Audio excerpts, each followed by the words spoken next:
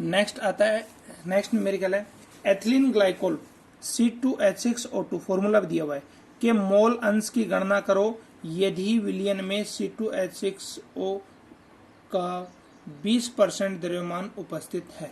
अब देखो, ethylene glycol जल में घुला हुआ है, एथिलीन ग्लाइकोल जल में घुला हुआ है, विलयन में C2H6O 20% है द्रव्यमान में उपस्थित, अर्थात 20% का मतलब कितना है, 100 ग्राम में 20 ग्राम उपस्थित है। 20% का मतलब 20% W/W का मतलब क्या है, 20 ग्राम, 100 ग्राम में 20 ग्राम उपस्थित है। ठीक है, तो C2H6O2 का द्रव्यमान कितना हो जाएगा, 20 ग्राम, और जल विलायक है। ठीक है, तो इसका कितना हो जाएगा, विलायक का भार कितना हो जाएगा, 100 में से हम 20 घटा दें तो कितना हो जाएगा, 80 ग्राम। एथिलीन ग्लाइकोल के मोलों की संख्या कितनी हो जाएगी, ग्रामों में भार बटे अणुभार, ग्रामों में भार कितना दिया हुआ है एथिलीन ग्लाइकोल का 20 ग्राम, 20 ग्राम बटे इसका कार्बन 2 है तो 12 दूनी 24, हाइड्रोजन 6, 16 + 2।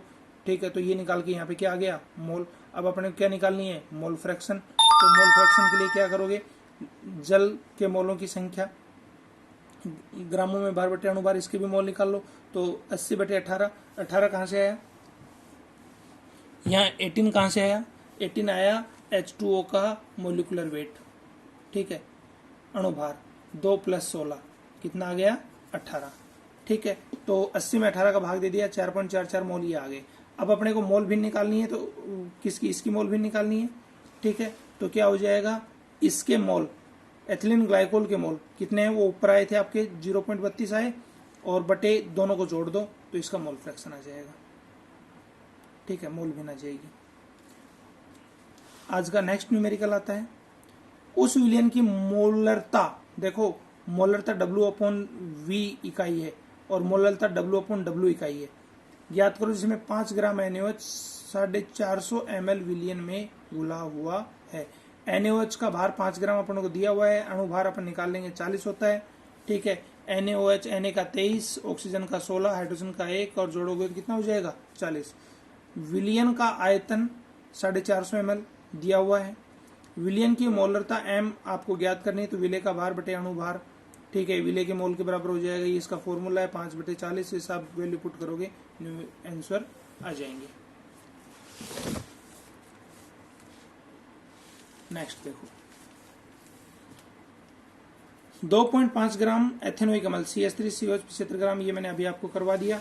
ठीक है, इसके बाद में है, यदि 22 ग्राम बेंजीन को 22 ग्राम CCl4 घुली हुई हो तो बेंजीन व CCl4 का द्रव्यमान प्रतिशत निकालो। तो देखो, विलय CCl4, यदि 22 ग्राम बेंजीन में 22 ग्राम CCl4 घुली हुई है तो बेंजीन व CCl4 का द्रव्यमान निकालो। विलय CCl4 दिया गया है आपको 22 ग्राम, अणुभार कितना है इसका, 142 ग्राम, वो निकालोगे आप। ठीक है, बेंजीन C6H6 होती है। विलायक बेंजीन कितना है, 22 ग्राम। बेंजीन का भार परसेंट, बेंजीन का भार कितना है, 22 ग्राम बटे पूरे विलयन का भार 22 + 22 कितना हो गया, 44% निकालनी है। ठीक है, तो 50% आ गया। ठीक है, इसी प्रकार से इसका भी 22, इसका भी 22 है, तो 22 + 22 44 बराबर कितना हो जाएगा, ये भी 50% हो जाएगा। तीसरा न्यूमेरिकल आता है कि एक विलयन में बेंजीन का 30% और एक विलयन में बेंजीन का 30% CCl4 में घुला हुआ है, तो बेंजीन की मोल अंश ज्ञात करो। 30% तो वही मान लो आप। ठीक है, 100 ग्राम में कितना है, 30 ग्राम विलय का द्रव्यमान प्रति 30% का, अर्थात 100 ग्राम विलयन में 30 ग्राम बेंजीन उपस्थित है।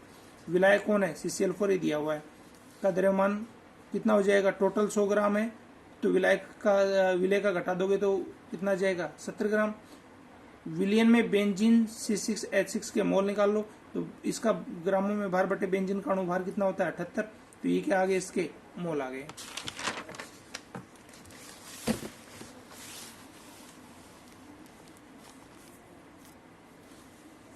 अब हमें विलयन में विलायक CCl4 के मोल निकालने हैं, ग्रामों में भार बटे अणुभार। ठीक है, CCl4 के, तो CCl4 का ग्रामों में भार कितना है, 70, अणुभार कितना है, 154, तो इसके मोल आ गए। बेंजीन का मोल अंश, तो बेंजीन के मोल बटे कुल मोल। ठीक है, जोड़ दो, गुणा भाग करने बस फॉर्मूले में रखना है। नेक्स्ट न्यूमेरिकल है 20 ग्राम W/W जलीय KI का घनत्व 1.22 ग्राम पर ml हो तो KI विलयन की मोललता और मोलंस तीनों ज्ञात करवा दी।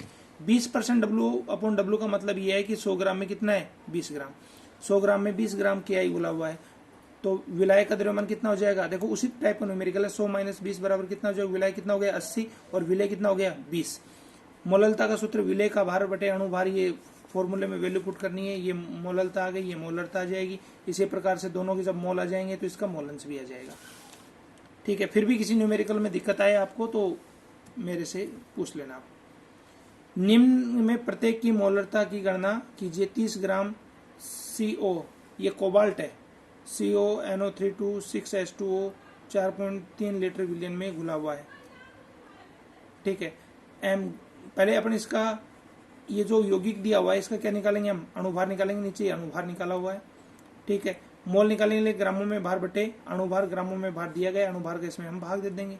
ठीक है, मोल आ जाएंगे और विलियन लीटर में दिया हुआ तो 1000 से मल्टीपल करने की आपको जरूरत नहीं है। ठीक है, निकल जाएगा ये इस तरीके से। ये न्यूमेरिकल थोड़ा सा अलग है।